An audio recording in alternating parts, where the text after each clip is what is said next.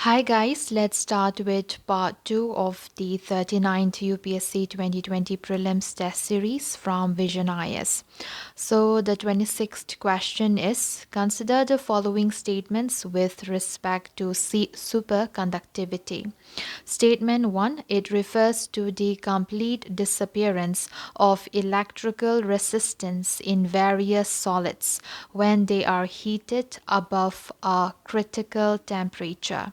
Statement 2, the superconductivity phenomenon is used during the operation of maglev trains. So which of the statements given above is or are correct?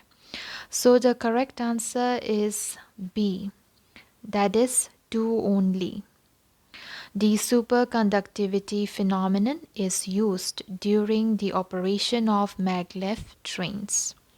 Superconductivity refers to complete disappearance of electrical resistance in various solids when they are cooled below a characteristic temperature.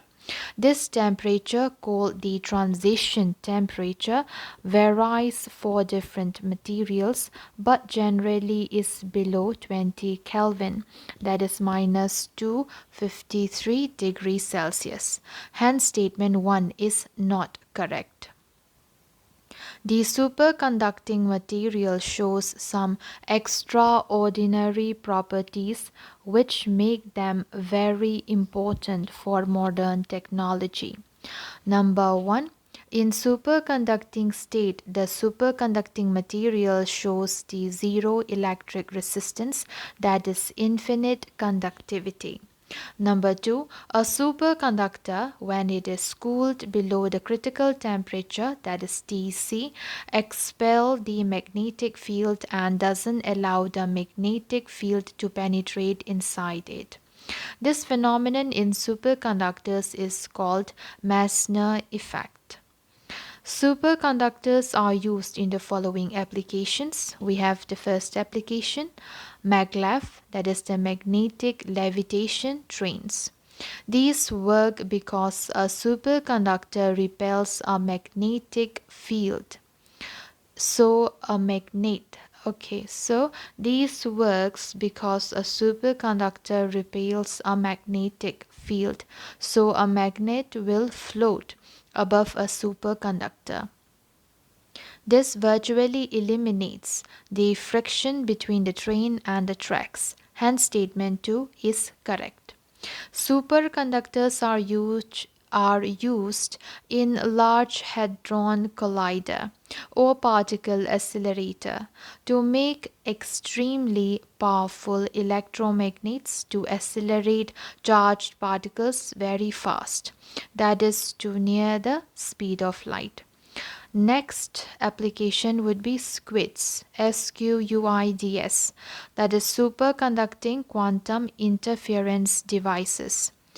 They are used to detect even the weakest magnetic field.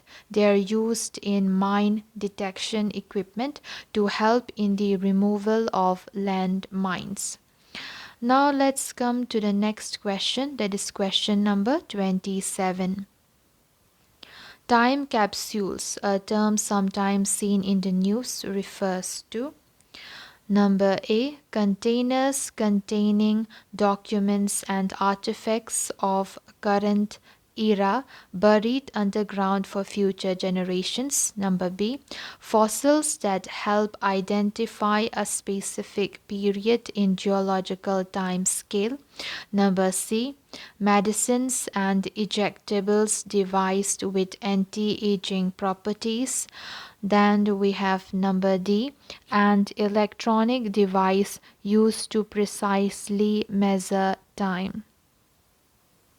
So the correct answer is A. That is containers containing documents and artifacts of current era buried underground for future generations. Time capsule is a container of any size or shape which accommodates documents, photos, and artifacts typical of the current era and is buried underground for future generations to unearth. The time capsule requires special engineering so that the contents don't decay, even if pulled out after a century. Materials such as aluminium and stainless steel are used for the encasing, and documents are often reproduced on acid-free paper. Hence, option A is the correct answer. While the term time capsule was coined in the 20th century, among the earliest examples of one dates back to 1777, found by historians inside the statue of Jesus Christ in a church in Spain during restoration work in December 2017.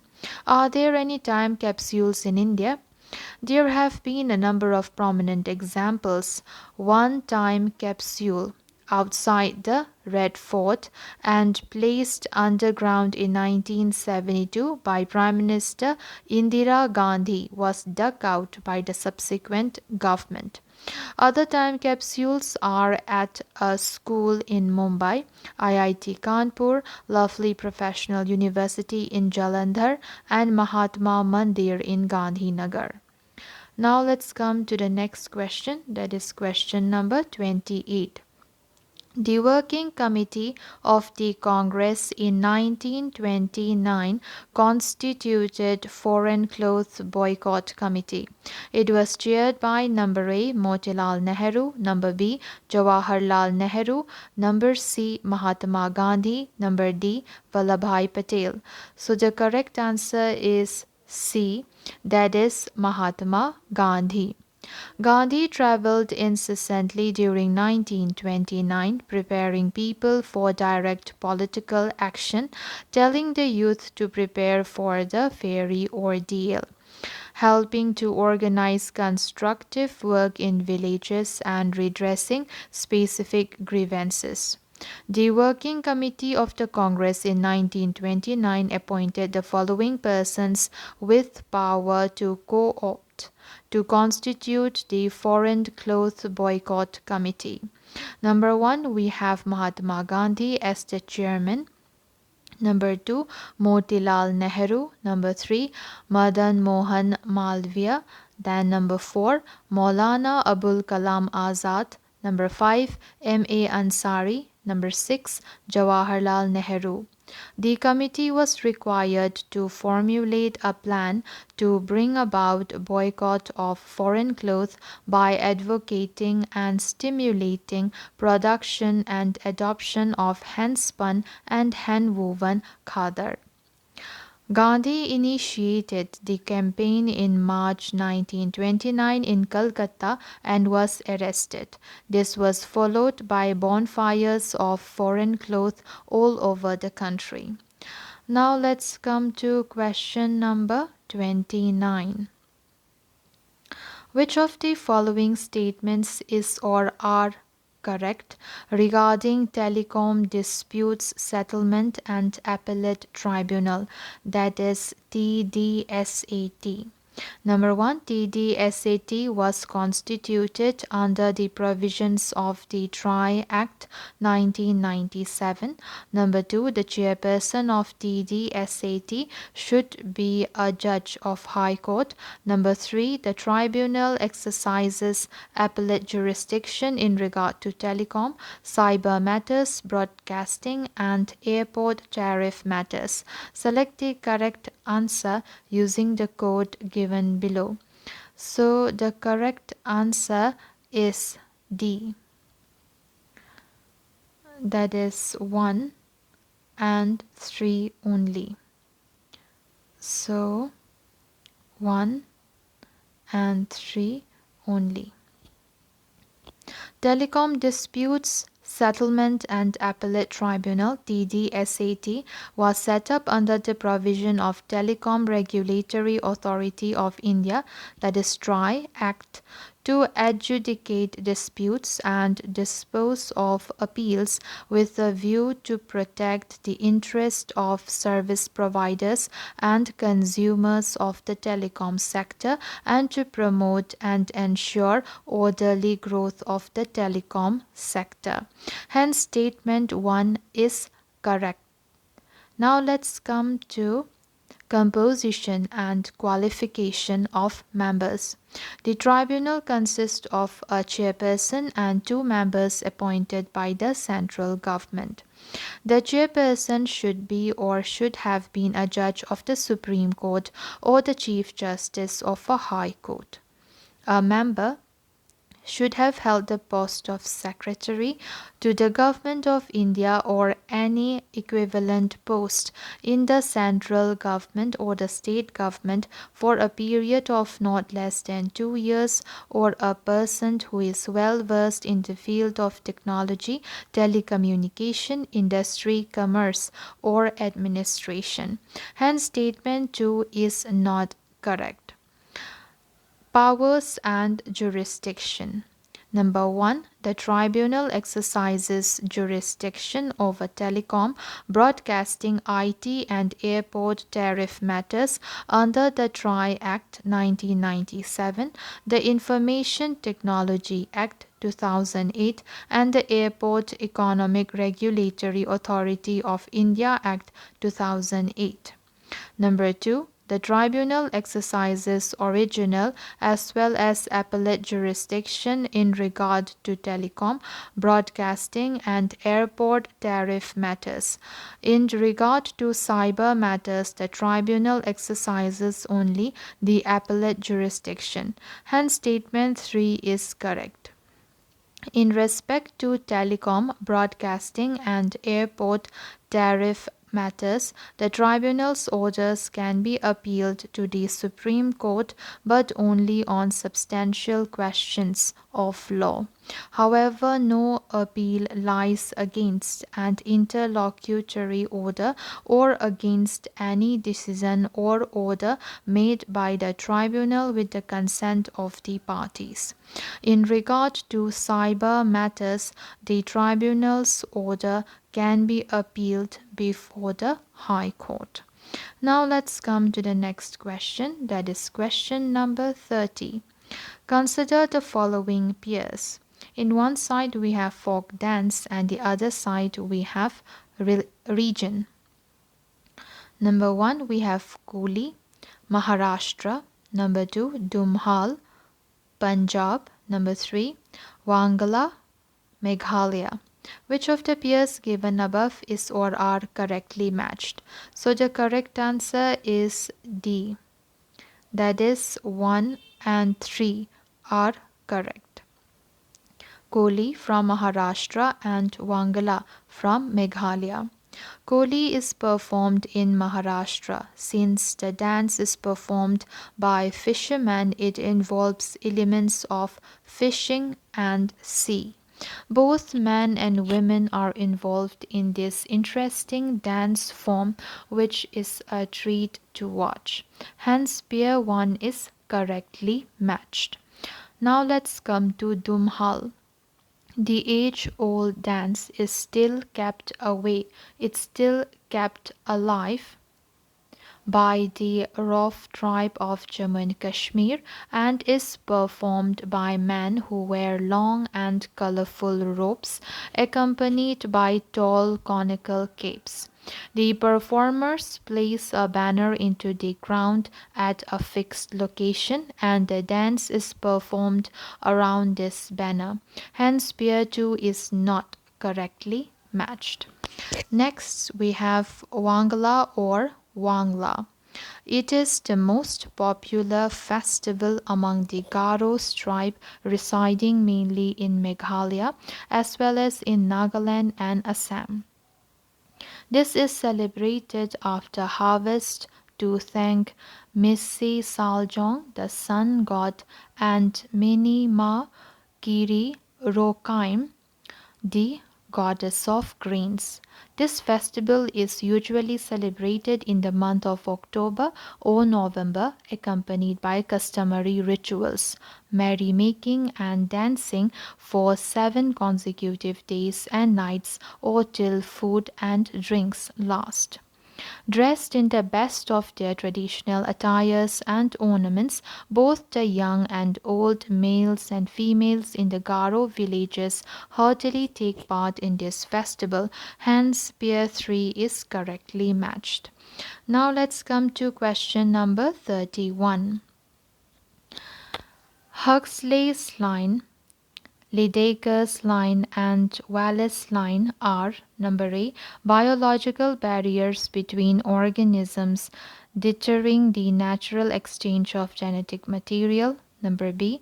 Transform tectonic boundaries under the Antarctic ice sheet. Number C. The faunal boundaries separating various biogeographical realms. Number D. The demarcation between the waters of the Indian Ocean and the Pacific Ocean. So the correct answer is C. That is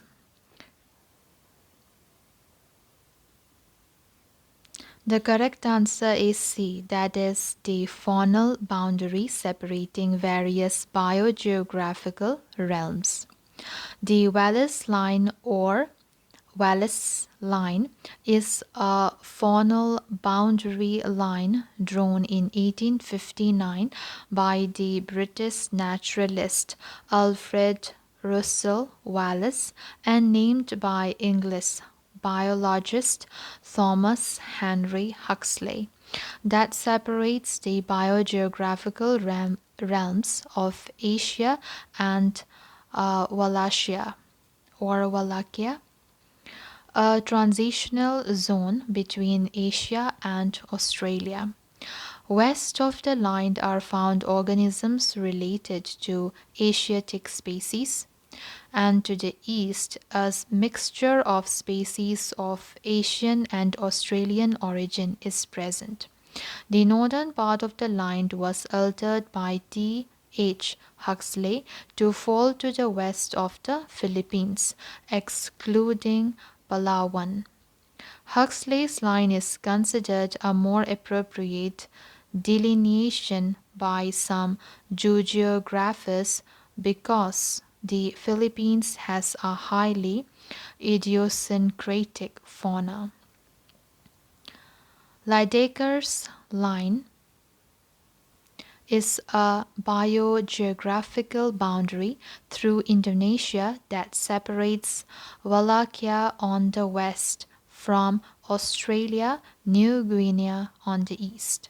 It follows the edge of the Sahul Shelf and area from New Guinea to Australia of shallow water with the Aru Islands on its edge.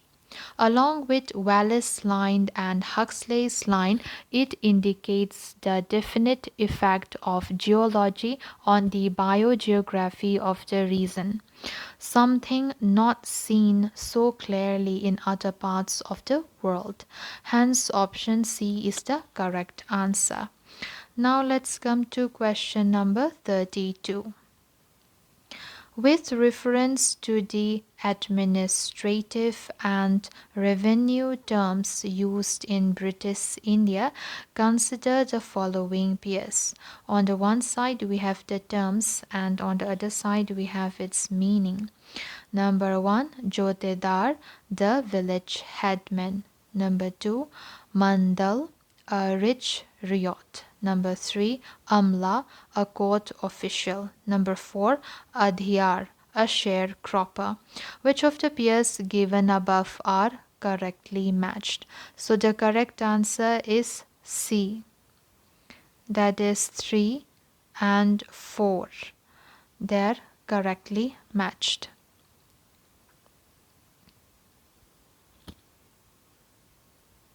The British in India included the definitions of everyday Indian administrative terms in every rule and law for the understanding of the British officials and governance. Some of these terms are: number one, we have jotedar. They are rich ryots. Ryots in Bengal did not cultivate the land directly but leased it out to the under ryots.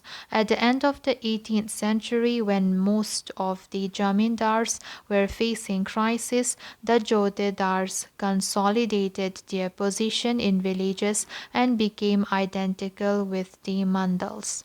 They controlled local trade as well as money lending. So, jotedar, they are rich ryots, and so pair 1 is wrong.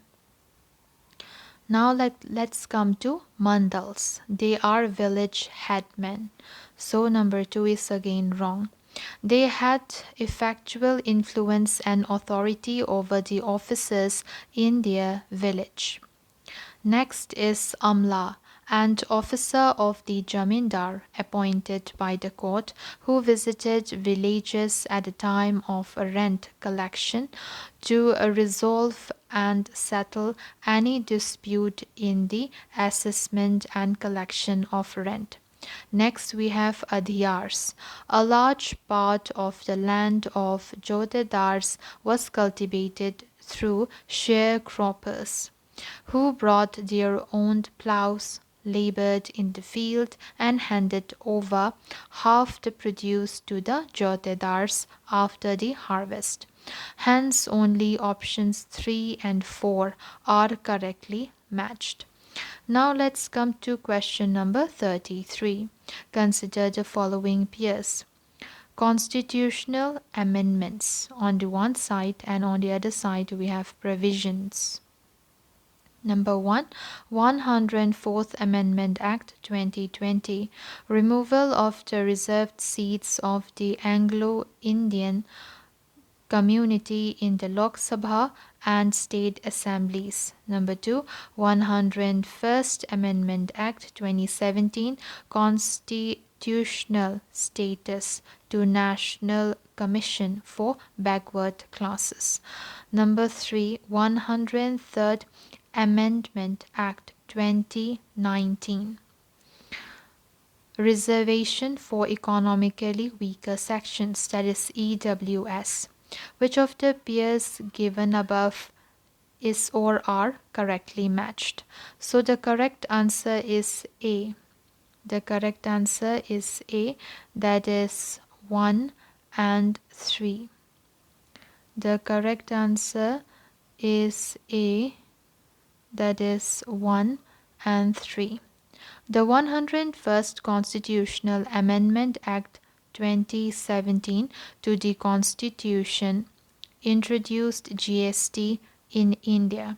It amended the Constitution to give concurrent powers to Parliament and state legislatures to levy a goods and services tax, that is GST. Hence, pair 2 is not correctly matched. Next, we have 102nd Constitutional Amendment Act 2018. It provides constitutional status to National Commission for Backward Classes (NCBC). It has the authority to examine complaints and welfare measures regarding socially and educationally backward classes. Previously, NCBC was a statutory body under the Ministry of Social Justice and Empowerment. Next, we have 103rd Constitutional Amendment Act 2019. It provides a reservation for economically weaker section, that is EWS. It amends Article 15 and 16 of the Constitution to provide for reservation benefit in economically weaker sections. Pair 3 of the Indian Constitution deals with fundamental rights, while the 103rd Constitutional Amendment Act does include the word reservation in Part 3 of the Indian Constitution. It is not the first one to do so. The word reservation under Part 3 of the Indian Constitution has already been included under Article 16. That is Article 16 Clause 4, Article 16 Clause 4A, and Article 16 Clause 4B. Now let's come to the next, that is the 103rd constitutional amendment sets an upper limit of 10% for reservation to economically weaker sections in the Constitution itself. This amendment provides reservation over and above 50%. Hence, Pair 3 is correctly matched. Now let's come to 104th Constitutional Amendment Act 2020. It extended the reservation to seats for SCs and STs in the Lok Sabha and state assemblies from 70 years to 80. It removed the reserved seats for the Anglo-Indian community in the Lok Sabha and state assemblies. Hence, Pair 1 is correctly matched. Now let's come to question number 34. Okay, so here is question number 34. Consider the following statements with reference to decarbonizing transport in India, that is DTI project. Number 1, it is an initiative of the Ministry of Environment, Forest and Climate Change to develop a pathway towards a low carbon transport system for India. Now we have statement 2. The project includes the project includes designing a tailor-made transport emissions assessment framework for India. Which of the statements given above is or are correct? So the correct answer is B. B, that is 2 only.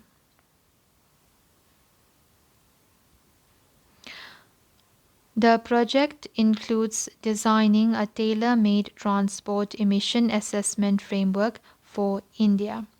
Niti Aayog, in collaboration with International Transport Forum (ITF), has launched the Decarbonizing Transport in India project on 24th June with the intention to develop a pathway towards a low-carbon transport system for India. Hence, statement 1 is not correct. The ITF is an intergovernmental organization for transport policy, of which India has been a member since 2008. The Decarbonizing Transport in India project will design a tailor-made transport emissions assessment framework for India. It will provide the government with a detailed understanding of current and future transport activity and the related carbon dioxide emissions as a basis for their decision making. Hence, statement 2 is correct. The India project is a part of the ITF's wider initiative of decarbonizing transport and is a part of DTEE, that is Decarbonizing Transport in Emerging Economies, series of projects that are aimed at lowering carbon emissions across different regions in the world. Question number 35. The Galwan River, recently seen in the news, is a tributary of which of the following river? Number A, Jhelum. Number B, Sutlej. Number C, Shyok. Number D, Nubra. So the correct answer is C. That is Shyok.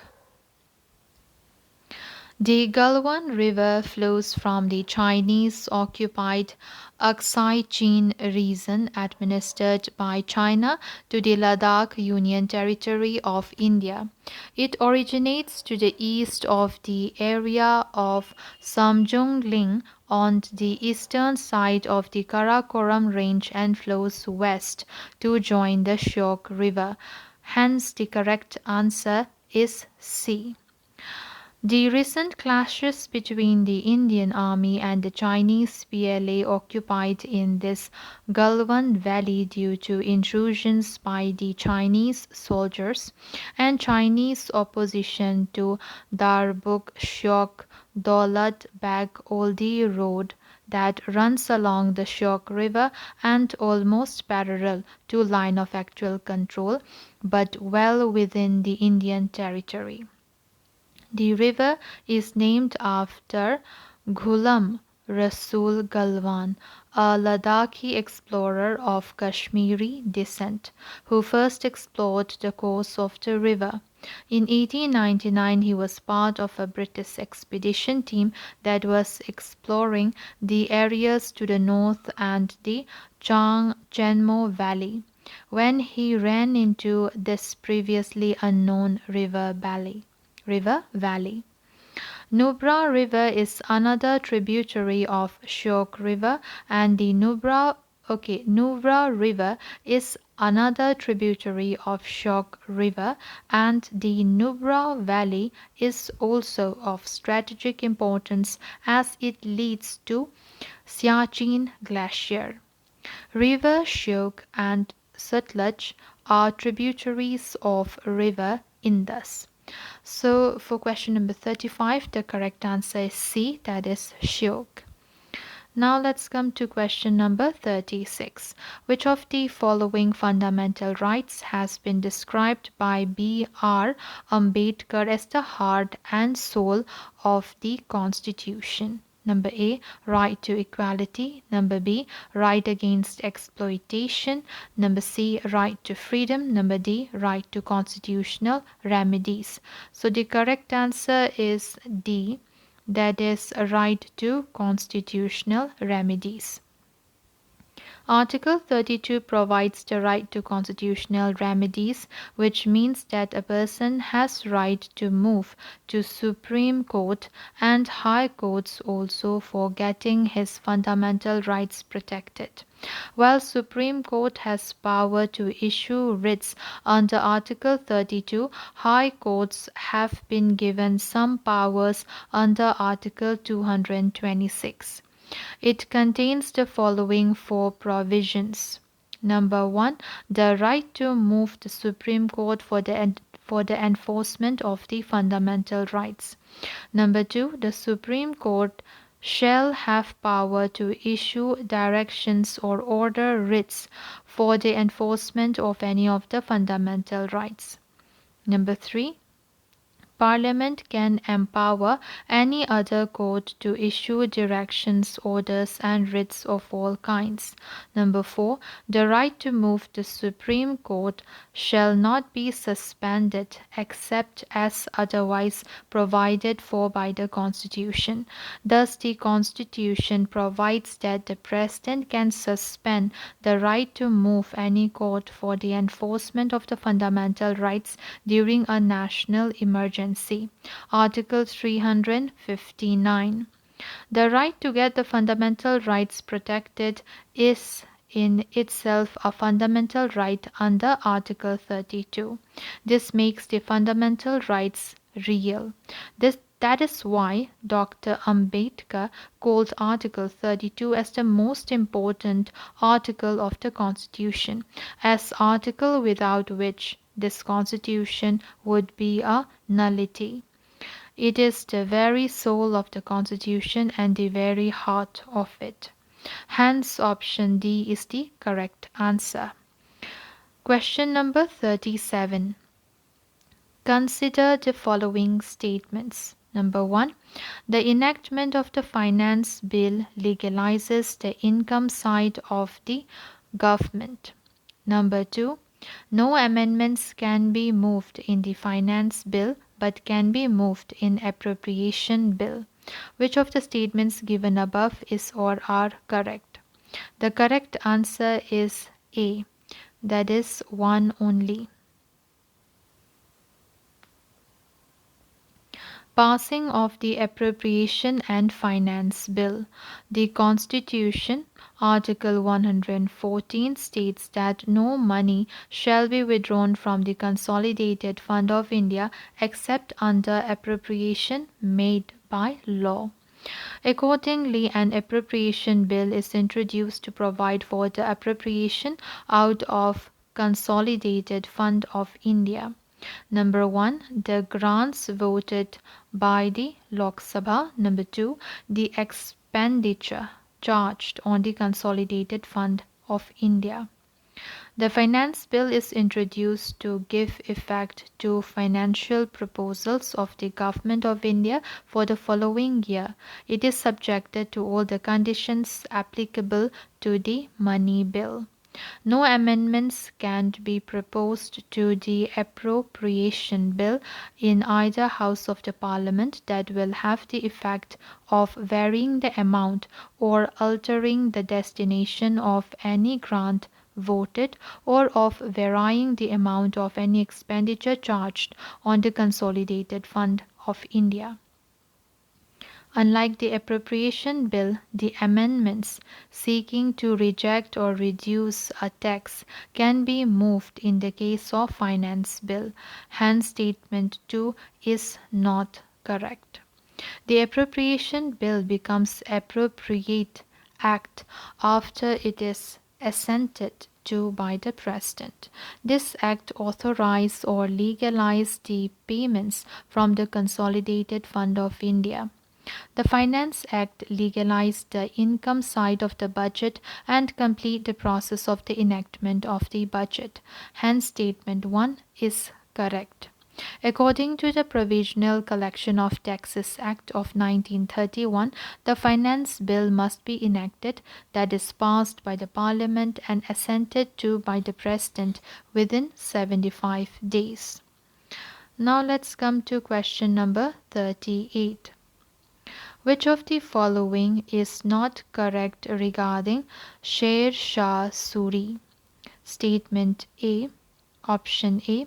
He took over the Mughal Empire after defeating Humayun. Number B. He set up a revenue collection system based on the measurement of land. Number C. It was under his rule that the Grand Trunks Road was built. Number D. He was defeated by the Mughals after a short reign of 7 years. So the incorrect answer is D. Sher Shah Suri 1540 to 1545 was an Afghan leader who took over the Mughal Empire after defeating Humayun in 1540. So number A is correct. Sher Shah occupied the throne of Delhi for not more than 5 years, but his reign proved to be a landmark in the subcontinent. As a king, he has several achievements in his credit. Number 1, he achieved an efficient public administration. Number 2, he set up a revenue collection system based on the measurement of land. So number B is correct. Then we have number 3, justice was provided to the common man. Number 4, numerous civil works were carried out during his short reign. Planting of trees, wells, and building of sarais, that is inns for travelers, was done. Then we have number 5, roads were laid. It was under his rule that the Grand Trunk Road was built. So option C is also correct.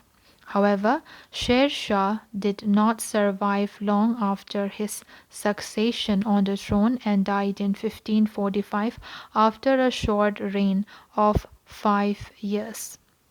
After his death, Humayun was able to defeat his successor, Sikandar Suri, and regain the crown of the Hindustan.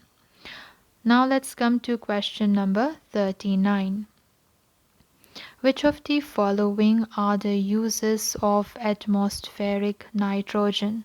Number 1, it regulates the rate of burning. Number 2, it can be directly used by plants to form macromolecules like proteins.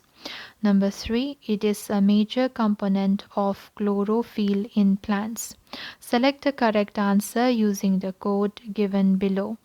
So the correct answer is A, that is 1 and 3 only. 1 and 3 only. Nitrogen is the most abundant gas in the atmosphere. It plays an important role in slowing the rate of burning and controlling the combustion in respiration and other biological and physical processes. Hence, statement 1 is correct. Nitrogen is largely used as nitrogen fertilizers in agriculture. Nitrogen fertilizers are manufactured on a large scale from the nitrogen contained in the atmosphere. Atmospheric nitrogen cannot be used directly by plants without undergoing a transformation.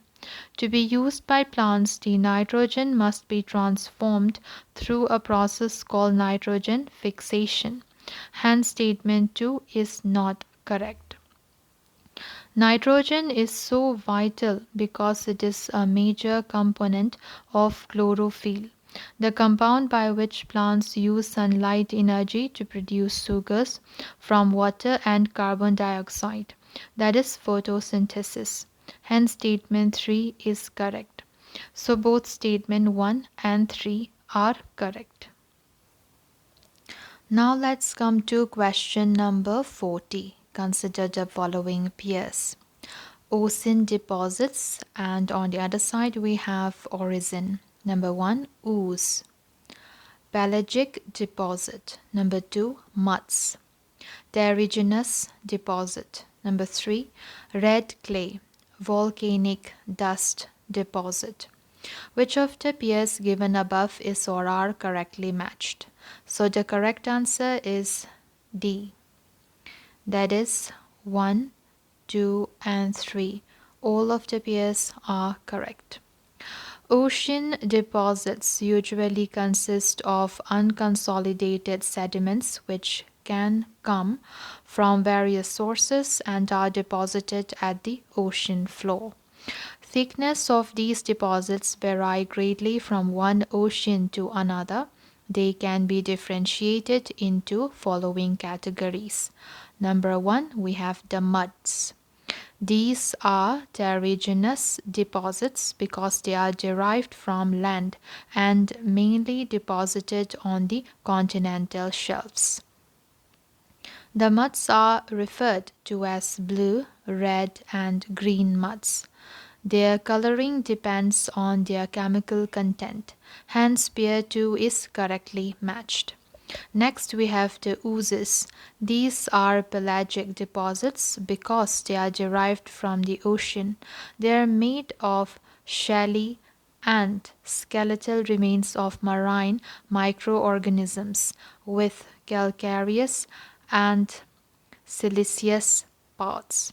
Oozes have a very fine and flour-like texture and either occur as accumulated deposits or float about in suspension. Hence, pair 1 is correctly matched. Next, we have the clays. These occur mainly as red clays in deeper parts of the ocean. Red clay is an accumulation of volcanic dust blown out from volcanoes during a volcanic eruption. Hence, pair 3 is correctly matched. Next, we have question number 41. Consider the following statements with respect to district council in autonomous district constituted under 6th schedule. Number 1, the parliament is The parliament is empowered to increase or decrease area of any autonomous district. Number 2, all the members of district councils are elected on the basis of adult franchise. Number 3, the district councils are empowered to collect land revenue and make regulations for the control of money lending by non-tribals. Which of the statements given above is or are correct? So the correct answer is A. The correct answer is A, that is 3 only. Article 244 in Part 10 of the Constitution envisages a special system of administration for certain areas designated as scheduled areas and tribal areas. The sixth schedule of the Constitution deals with the administration of the tribal areas in the 4 northeastern states of Assam, Meghalaya, Tripura, and Mizoram. The features of administration contained in the sixth schedule are as follows. Number 1, the governor is empowered to organize and reorganize the autonomous district. Thus, he can increase or decrease their area or change their names or define their boundaries. Hence, statement 1 is not correct. Number 2, each autonomous district has a district council consisting of 30 members, of whom 4 are nominated by the governor and the remaining 26 are elected on the basis of adult franchise. Hence, statement 2 is not correct. Number 3, the district and regional councils administer the areas under their jurisdiction. Number 4, the district and regional councils within their territorial jurisdictions can constitute village councils or courts for trial of suits and cases between the tribes. Number 5, the council can also make regulations for the control of money lending and trading by non-tribals, but such regulations require the assent of the governor.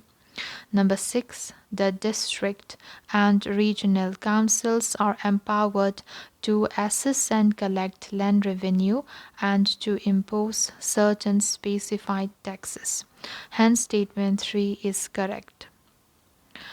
Number 7, the Acts of Parliament or the state legislature do not apply to autonomous districts and autonomous regions or apply with specified modifications and exceptions. So the correct answer is A, that is 3 only. Now let's come to question number 42. Consider the following statements with respect to Tebhaga movement. Number 1, the movement started in the Telangana region. Number 2, the sharecroppers started the movement to demand a 2/3 share of the crop grown in the fields. Which of the statements given above is or are correct? So the correct answer is B. That is 2 only. In September 1946, the Bengal Provincial Kisan Sabha gave a call to demand Tebhaga, that is 2/3 share, to the Bargardars. So, in 1946 September, the Bengal Provincial Kisan Sabha gave a call to demand Tebhaga, that is 2/3 share, to the Bargardars, the sharecroppers, instead of the 1/2 share. The storm center of the movement was North Bengal. The central slogan was Nich Khamare Dhan Tolo. that is, sharecroppers taking the paddy to their own threshing floor and not to the jotedar's house as before, so as to enforce tebhaga. Hence, statement 1 is not correct and statement 2 is correct. The sharecroppers were encouraged by the fact that the Bengal Land Revenue Commission, popularly known as the Flood Commission, had already made this recommendation. The movement received a great boost in late January 1947 when the Muslim League Ministry, led by Suhrawardi, published the Bengal Burgadars Temporary Regulation Bill. So the movement received a great boost in late January 1947 when the Muslim League Ministry, led by Suhrawardi, published the Bengal Burgadars Temporary Regulation Bill. The Muslim League Ministry failed to pursue the bill in the Assembly, and it was only in 1950 that the Congress Ministry passed a Burgadars Bill, which incorporated in substance the demands of the movement. Now let's come to question number 43. Which of the following statements is or are correct with reference to the real exchange rate? Number 1. If a country's real exchange rate is rising, it means that foreign goods are relatively cheap and domestic goods are relatively expensive. Number 2. An increase in the real exchange rate will tend to increase net imports. Select the correct answer using the code given below. So the correct answer is C. That is, both 1 and 2 are correct. The real exchange rate, RER, measures the value of currencies taking into account changes in the price level. The real exchange rate shows what you can actually buy. While two currencies may have a certain exchange rate on the foreign exchange market, this does not mean that goods and services purchased with one currency cost the equivalent amounts in another currency. This is due to different inflation rates with different currencies. Real exchange rates are thus calculated as a nominal exchange rate adjusted for the different rates of inflation between the two currencies. A high RER, that is real exchange rate, implies that foreign goods are relatively cheap and domestic goods are relatively expensive. Whereas a low real exchange rate, that is RER, implies that foreign goods are relatively expensive and domestic goods are relatively cheap. Hence, statement 1 is correct. The RER is just a relative price. This means that the relative demand for domestic and foreign goods is affected by the relative price of two sets of goods. If initially RER is low, domestic residents will buy few imported goods. For exactly the same reason, foreigners will want to buy more domestic. Therefore, net exports will be high. If RER is high, domestic residents, say Indians, will want to buy many imported goods and foreigners will want to buy a few Indian goods. So the number of net exports demanded will be very much on the low side and imports rise due to cheaper prices. Hence, statement 2 is correct. Now let's come to question number 44. In 1940, an anti-compromise conference was convened to oppose the World War.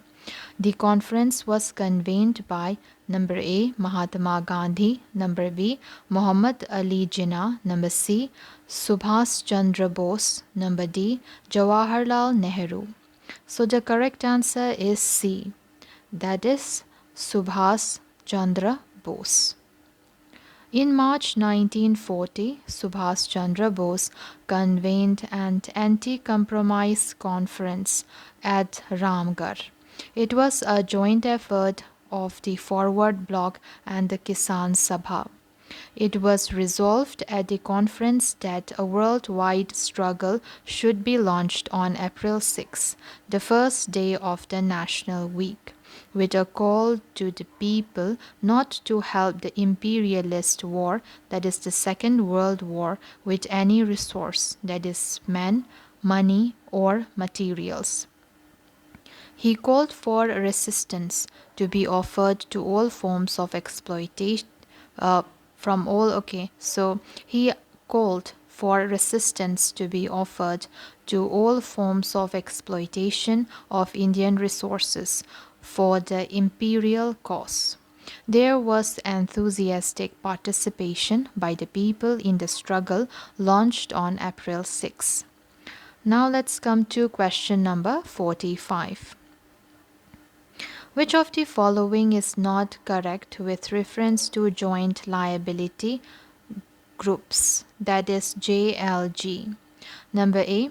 These are informal groups willing to jointly undertake the responsibility to repay loans taken by the group members from a bank. Number B. Members of JLG should belong to similar socio-economic status and backgrounds. Number C. JLGs augment flow of credit to landless farmers cultivating land as tenant farmers. Number D. Bank loans to JLGs are not eligible for classification under priority sector lending target. So the correct answer is D. The correct answer is D. That is, bank loans to JLGs are not eligible for classification under priority sector lending targets. A joint liability group, that is JLG, is an informal group comprising of 4 to 10 individuals coming together for the purpose of availing bank loan on the individual basis or through group mechanism against the mutual guarantee. Generally, the members of a JLG would engage in a similar type of economic activity. In certain groups, members may prefer to undertake a different type of economic activities as well. The members would offer a joint undertaking to the bank to enable them to avail loans. JLG members are expected to provide support to each other in carrying out occupational and social activities. They are typically credit groups of small or marginal tenant farmers who do not have a proper title of their farmland. Through these JLGs, banks plan to extend assistance to the financially excluded sections of the society, especially landless farmers. So what are the objectives of joint liability groups, that is JLGs? The first objective is to augment the flow of credit to landless farmers cultivating land as tenant farmers, oral lessees, or sharecroppers, and small or marginal farmers, as well as the other poor individuals taking up farm activities or farm activities and non-farm activities. Number 2, to serve as a collateral substitute for loans to be provided to the target group. Number 3, to build mutual trust and confidence between the bank and the target group. Number 4, to minimize the risk in the loan portfolio for the banks through group approach, cluster approach, peer education, and credit discipline. Number 5, to provide food security to vulnerable section through enhanced agriculture production, productivity, and livelihood promotion through joint farming and cluster approach. Now let's come to features of JLG and criteria for membership. A JLG is an informal group in which 4 to 10 individuals come together and form a group. All the members agree and avail the loan in the group through a formal agreement. Members should belong to similar socio-economic status, background, and environment, carrying out farming and allied activities, and who agree to function as a joint liability group. This way, the groups would be homogeneous and organized by like-minded farmers or individuals and developed mutual trust and respect. The members should be residing in the same village or area or neighborhood and should know and trust each other well enough to take up joint liability for group or individual loans. Members who have defaulted to any other formal financial institution in the past are debarred from the group membership. Loans to individual farmers, including self-help groups, that is SHGs, or joint liability groups, that is JLGs, directly engaged in agriculture and allied activities like dairy, fishery, animal husbandry, poultry, beekeeping, and sericulture are treated as eligible for classification under priority sector target. Hence, option D is the correct answer. So question number 45 is asking for the incorrect answer. So option, that is the statement in option D, is incorrect, and so it is the answer. Now let's come to question number 46. Which of the following is or are usually associated with the Mesolithic age? Number 1, emergence of village communities based on sedentary life. Number 2, people wearing clothes made of cotton and wool. Select the correct answer using the code given below. The correct answer is D. That is neither 1 nor 2. Mesolithic or Middle Stone Age falls roughly from 10,000 BC to 6000 BC. It was the transitional phase between the Paleolithic age and Neolithic age.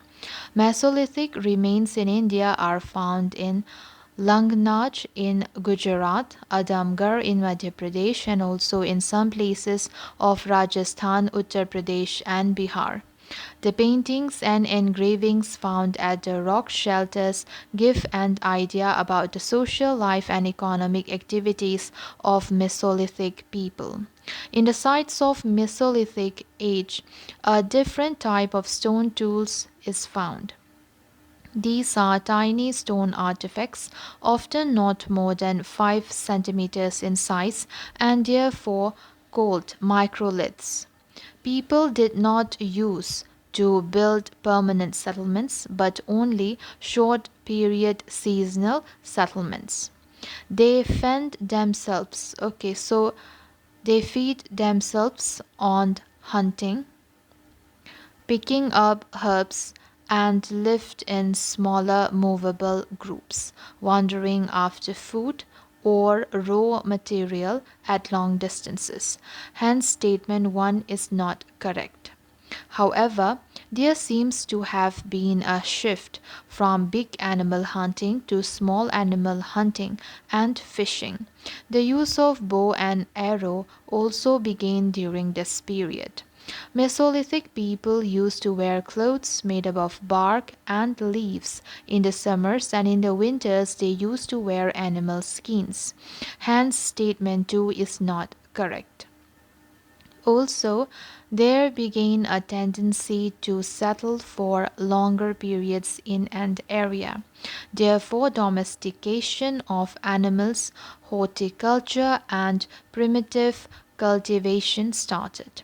Animal bones are found in these sites, and these include dog, deer, boar, and ostrich.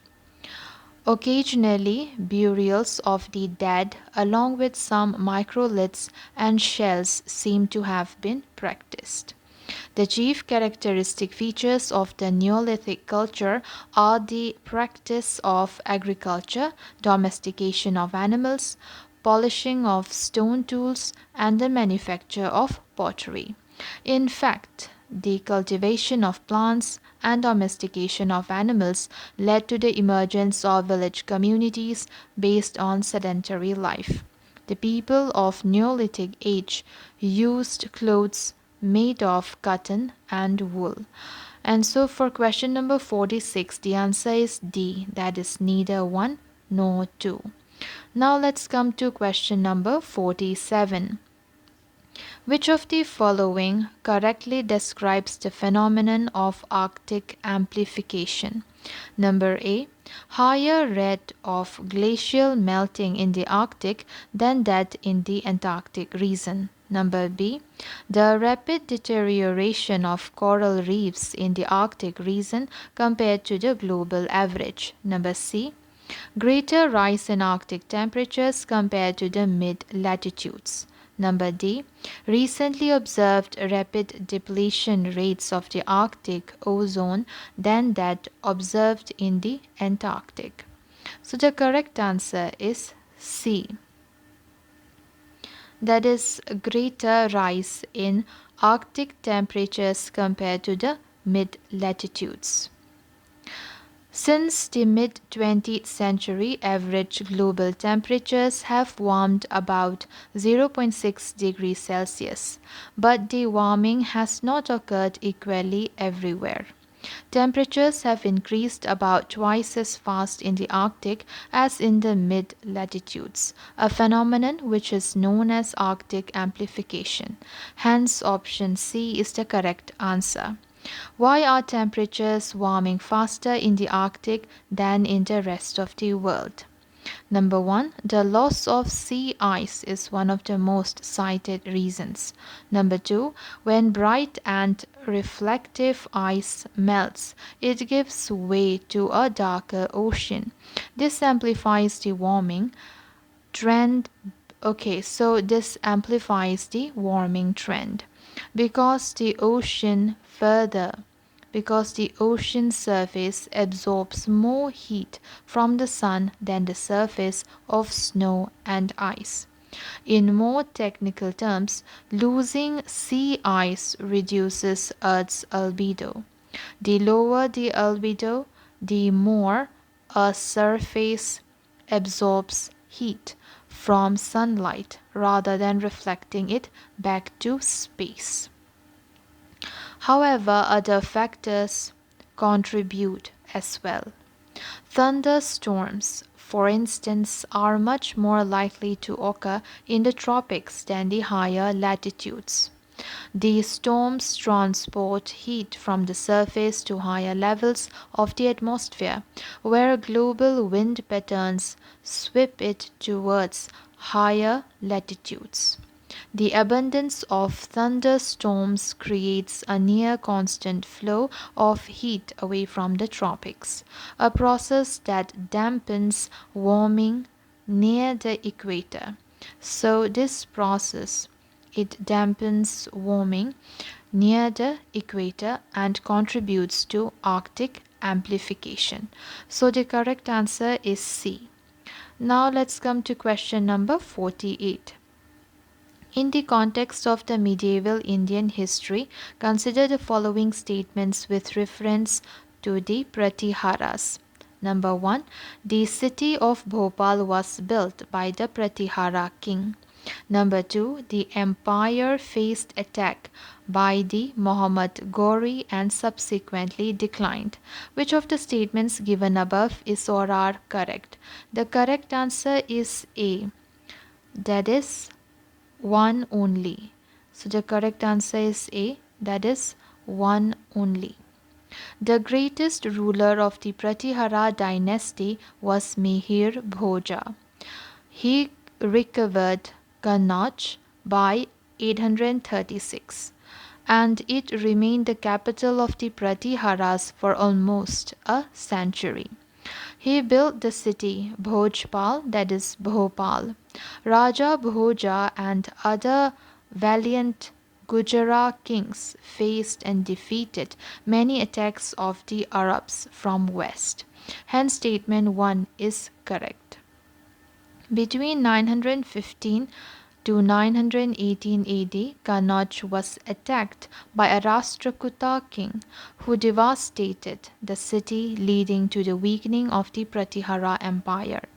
In 1018, Kannauj, then ruled by Rajapala Pratihara, was sacked by Muhammad of Ghazni. The empire broke into independent Rajput states. Hence, statement 2 is not correct. Muhammad Ghori, the Sultan of the Ghurid Empire, between the duration of 1173 to 1206 AD, reigned over the region of modern day Afghanistan, Bangladesh, Tajikistan, Pakistan, Iran, and northern India. In 1191, passing through the Khyber Pass, Ghori set out to invade Indian subcontinent by first capturing a fort in Bhatinda that belonged to Prithviraj Chauhan. So the correct answer is A, that is one only. Now let's come to question number 49. With reference to the pre-Mauryan period, consider the following pairs. We have kingdom on one side and on the other side we have capital.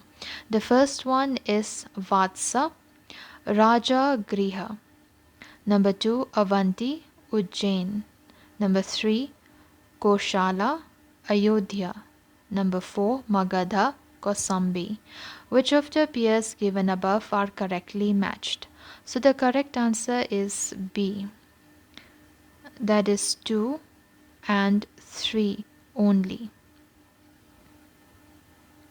In the beginning of the 6th century BC, the northern India consisted of a large number of independent kingdoms. Some of them had monarchical forms of government, while some others were republics.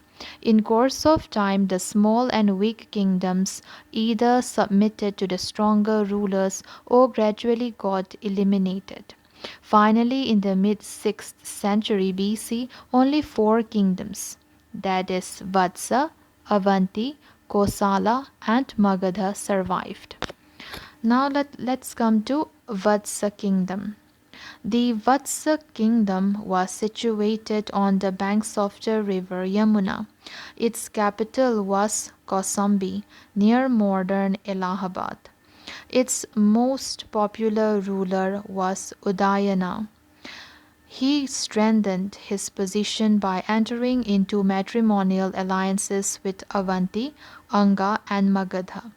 After his death, Vatsa was annexed to the Avanti kingdom. Hence, pair 1 is not correctly matched. The capital of Avanti was Ujjain. The most important ruler of this kingdom was Pratyota. He became powerful by marrying Vasavadatta, the daughter of Udayana. He patronized Buddhism. The successors of Pratyota were weak, and later this kingdom was taken over by the rulers of Magadha. Hence, pair 2 is correctly matched. Next is Ayodhya. Ayodhya was the capital of Kosala. King Prasenajit was its famous ruler. He was highly educated. His position was further strengthened by the matrimonial alliance with Magadha. His sister was married to Bimbisara and Kashi was given to her as dowry. Subsequently, there was a dispute with Rajata Shatru. After the end of the conflict, Prasenjit married the daughter of Bimbisara. After the death of this powerful king, Kosala became part of the Magadha. Hence, pair 3 is correctly matched.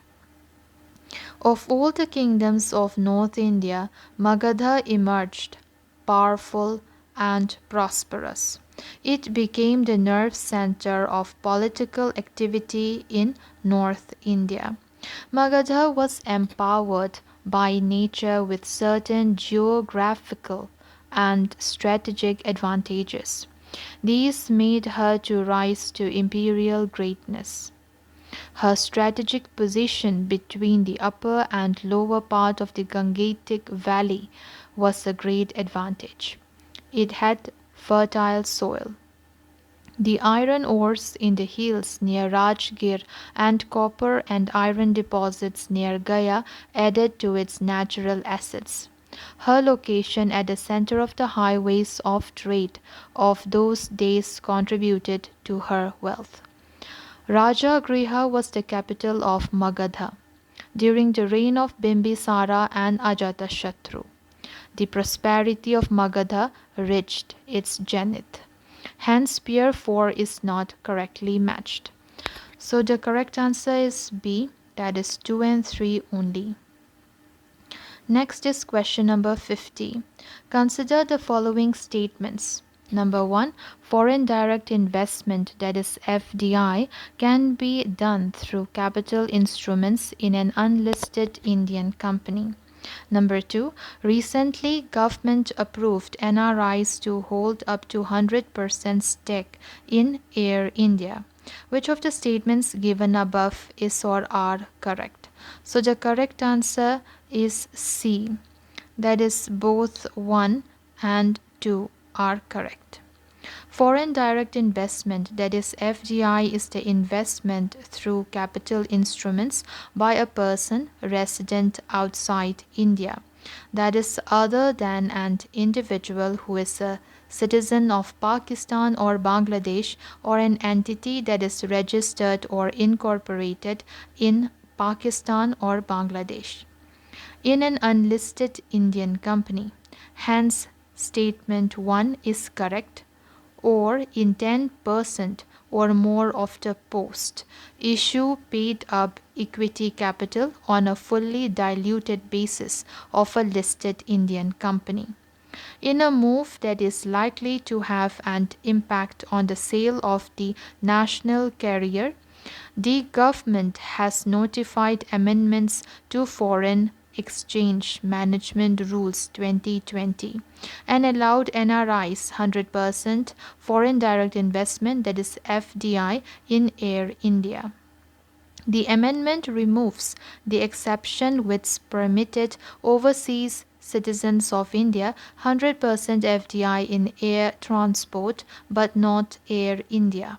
This category of citizens has been replaced with NRIs, now allowed to commit 100% FDI in air transport, including Air India, through automatic route. Hence, statement 2 is correct. So, for question number 50, both 1 and 2 are correct. So, that's all, guys. See you in my next video. Bye.